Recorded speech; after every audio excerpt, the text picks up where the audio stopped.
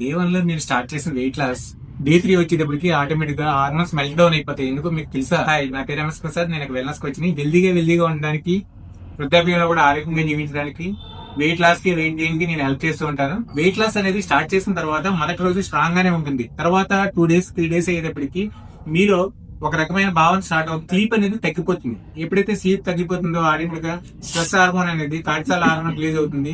Fat ని black చేస్తూ ఉంటుంది. మైండ్ సెట్ ని మీరు తినాలనే కోరికను పెంచేస్తూ ఉంటుంది. స్వీట్ మీద క్రేవింగ్స్ పెరిగిపోతూ ఉంటాయి.